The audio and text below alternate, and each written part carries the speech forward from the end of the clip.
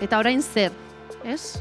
21. mendean, bigarren iraultza kuantikoa emango da, ematen ari da, eta esan dezakegu, iraultza kuantiko hori teknologia kuantikoen iraultza dela, ez? Eta honekin zer esan nahi dut? Aurreko teknologien errendimendua nabarmen hobetzeko, propietate kuantiko intrintzikoak erabiltzen dituzten gailuen belaunaldi berria garatuko dela. Bai? Hau da, lehenago azaldu ditudan oinarrizko propietate horiek benetan erabili daitezke salto kualitatibo bat emateko, ez? Eta teknologia kuantiko hauen barnean badaude besteak beste konputazio kuantikoa, komunikazio kuantikoak, simulazio kuantikoak, metrologia eta sentsoreak eta beste hainbat. Konputazio kuantikoaren oinarrizko funtzionamendua gutxi gora bera era oso simple batean azaldu nahi dizuet. Az gaitezen honekin, bit. Bueno, denok entzun dugu hitz hau eta segurazki badakigu nolabait edo gutxi gora bera hau zer den, ez? Bit batek izan ditzake bi balio edo bi egoera. On edo off, bat ala 0. Hau da, pelota hau, bola hau izan daiteke gorria ala urdina.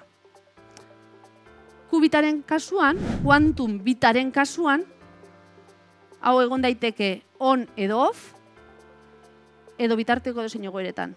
0 bat edo bitarteko edozein egoeran. Edo izan daiteke urdina ala gorria edo morea. More edozein tonalidade izan dezake. Bai? Hori da kubitaren oinarrizko propietatea.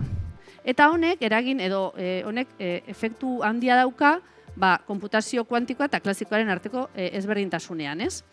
Nolabait esateko, konputazio klasikoan bitak, adibidez, laberinto bat baldin badaukagu eta aurkitu nahi baldin badugu laberinto honen irteera, bit klasikoarekin bideak banan-banan probatzen joan behar gara irteera aurkitu arte. Kubitaren kasuan, bide guztiak aldi berean probatu daitezke. Eta hau dela eta ordenagailu kuantikoek klasikoekin konparatuta konputazio potere esponentzial handiagoa izan dezakete. Bueno, ulertzen da gutxi gora bera edo ez, baina bada pixkat metaforikoa edo pixkat abstraktua, ez? Baina kubitak azken finean materiaz eginda daude, ez? Zetaz otazutatuta daude kubitoiek. Bueno, mota ezberdinetako kubitak daude, adibidez IBM-ren prozesadore kuantikoak material supereroaleak erabiltzen ditu, aluminioa, niobioa, IonQ-ek erabiltzen ditu edo prozesadore kuantikoak, IonQ-ren prozesadore kuantikoak ioien tranpetan oinarrituta daude, sanadurenak txik fotonikoetan, eta badaude beste hainbat. Eta nola ez, gaur egun, ikerketa handia dago, material berri edo plataforma kuantiko berrien bila. Eta honen adibide ederra, nire ustez, hau litzateke, ikusten duzuen bezala, hemen titulan izenburuan esaten den bezala, atomaren eskalako kubitan hitzeko plataforma osatzea lortu zuten, lan hau orain dela pare bat urte Science aldizkarian argitaratu zen, eta egin zuten zen tunel efektuko mikroskopiaren bidez, atomo kubitak sortu, kubitak manipulatu, eta kubitoiek neurtu edo irakurri.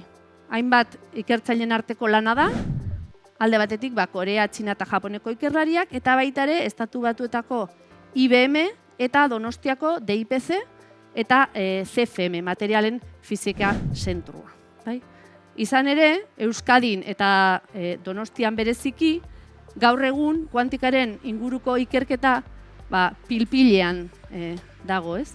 Eta are gehiago, ausartuko nintzateke esatera, etorkizun laburrean Euskadi eta Donostia bereziki punta-puntako laborategi kuantikoa bihurtuko dela. Aurten, Donostira, Eusko Jaurlaritzak bultzatutako Basque estrategiaren bidez, etorriko den ordenagailu kuantikoa, ez? Hau da, IBM-ren ordenagailu kuantiko bat, Quantum System 2, 156 qubit izango dituna, Eta gaur egun IBMek garatu duen ordenagailu kuantikorik boteretsuena da hau. Ordenagailu kuantiko hau, Euskal Herriko Unibertsitateak Ibaetako kampusean kokatuko da, hain zuzen ere, Ikerbasken eraikin berrian.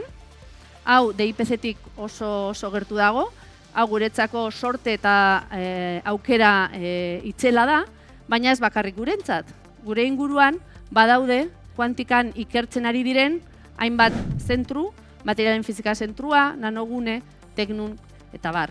Eta hau suspertzeko edo hau bultzatzeko Eusko Jaurlaritzaren laguntza daukagu, alde batetik ikur estrategia, Eusko Jaurlaritzak hurrengo urteetan bultzatuko ditun 4 ikerketa eremu identifikatu ditu, hauen artean teknologia kuantikoak, eta gustatuko liketzaidake aipatzea teknologia kuantikoen lerroa eta baita errendimendu handiko konputazioa eta IA, inteligentzia artifizialaren lerroak, DIPC-ak koordinatu edota kudeatzen dituela.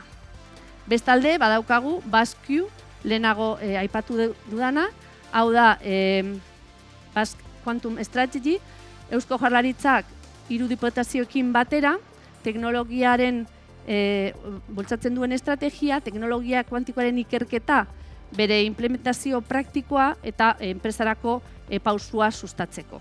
Bueno, honekin argi gelditu da Euskadin nolako apostua egin den teknologia kuantikoaren alde, baina hau mundu mailan egiten ari den apostuaren edo gertatzen ari nadaren isladapena besterik ez da.